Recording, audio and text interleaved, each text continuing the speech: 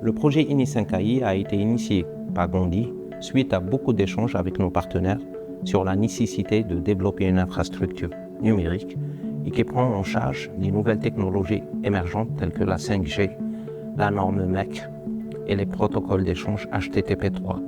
Cette infrastructure numérique est basée sur une connectivité 5G associée à du multi-access edge computing pour permettre à des entreprises et des collectivités de développer des services souverains, agiles et résilients.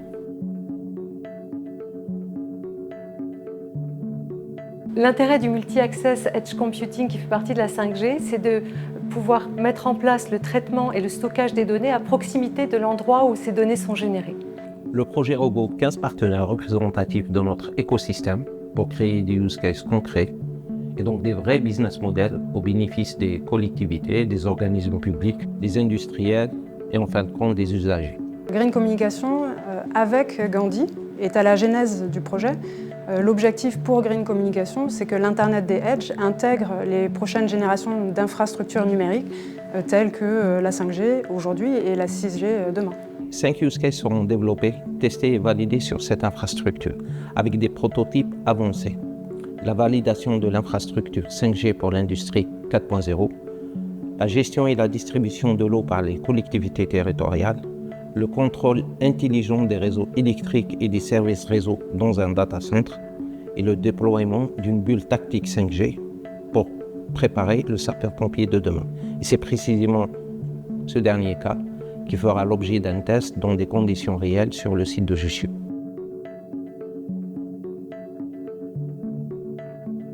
Alors, le cas d'usage de services publics avec les pompiers de Paris était particulièrement intéressant pour nous parce que ça nous permettait d'avoir un scénario d'intervention en situation d'urgence avec potentiellement des déconnexions par rapport au réseau classique et de pouvoir tester la mise en place d'un réseau résilient tout en garantissant la souveraineté des données puisqu'on allait les mettre à proximité dans une bulle tactique 5G privée.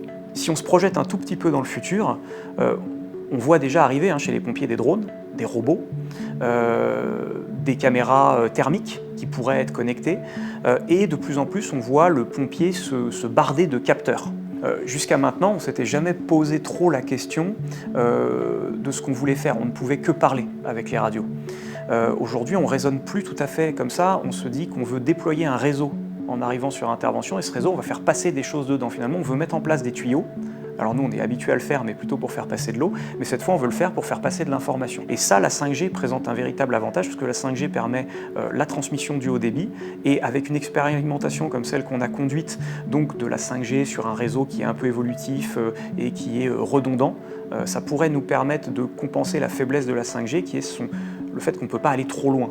Mais aujourd'hui, on pourrait aller plus loin, transmettre mieux les infos, donc on pourrait demain peut-être piloter un drone à 300 mètres de distance, hors vue du pilote, dans un sous-sol. Et ça, pour nous, ça revêt un véritable intérêt. Aujourd'hui, on n'en est pas capable.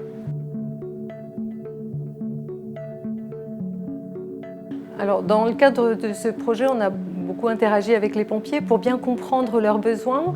On a vu qu'au niveau des communications, il y avait 2 canaux de communication qui étaient mis en place. Une équipe incendie, c'est un binôme, on en a 2 par engin-pompe. Et vous avez un chef d'agrès qui les commande, plus un conducteur qui s'occupe d'amener de l'eau dans les tuyaux et de gérer l'engin en tant que tel. Premier chef et deuxième chef pour l'établissement d'une lance 400. Emplacement de la lance ici, emplacement de la division juste derrière le sas. Point d'eau utilisé, l'engin établissé. D'accord. Dans la foulée, une fois que l'établissement est fait, on se prépare à s'engager en reconnaissance d'attaque. Reçu. En avant.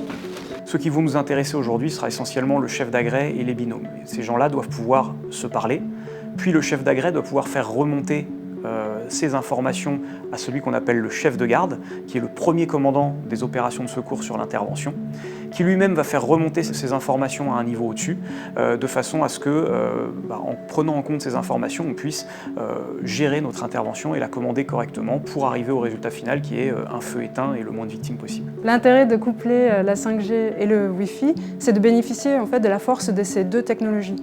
La 5G bénéficie d'une longue portée, donc quand on apporte une station de base 5G quelque part, elle offre une bulle de connectivité importante pour un grand nombre d'utilisateurs. Ils communiquent entre eux via la plateforme 5G. En revanche, si un de ces utilisateurs passe derrière un obstacle, ce qui était le cas dans ce projet, on a travaillé sur des sous-sols, il se retrouve isolé, il n'est plus connecté à la station 5G. Et c'est là en fait que le Wi-Fi entre en action, et notamment le mode direct du Wi-Fi. Les aspects qui étaient importants pour nous de tester, c'était la résilience du réseau. C'est-à-dire dans un cas d'intervention dans lequel les pompiers perdent les communications de manière classique, pouvoir étendre la portée de communication pour pouvoir garantir l'acheminement des données dans un périmètre plus vaste.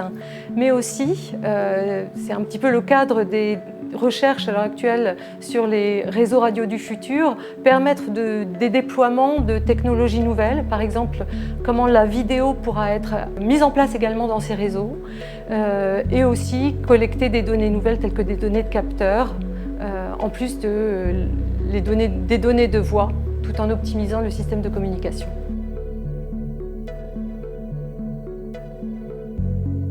On s'aperçoit que c'est quand même très prometteur, ça répond à ce qu'on va vouloir faire demain avec un pompier qui va être plus connecté et peut-être qui va embarquer des capteurs volants ou roulants qui va pouvoir projeter loin de lui et récupérer rapidement de l'information. Parce que la clé pour nous, c'est quand même une lutte contre le temps. On est toujours en retard sur une intervention de sapeur-pompier et le but c'est à un moment de rattraper ce retard puis de battre le feu. Il faut toujours préparer l'avenir. Donc ce type de collaboration pour nous est une manière de se préparer avec l'écosystème à l'avenir des infrastructures numériques, des services numériques. Nous, ce que l'on prône pour ça, c'est qu'il faut des circuits courts dans le numérique exactement comme il y en a dans l'industrie agroalimentaire parce que ça confère de l'autonomie dans les communications. Les communications locales ne sont plus dépendantes des infrastructures globales. Ça confère de la souveraineté parce que les données locales restent en local et ça réduit l'impact environnemental des communications parce qu'on économise sur le transport au travers des ressources réseau et cloud. Aujourd'hui, la souveraineté numérique est une question importante pour nous en tant que partenaires du projet et un enjeu majeur pour les entreprises et les collectivités.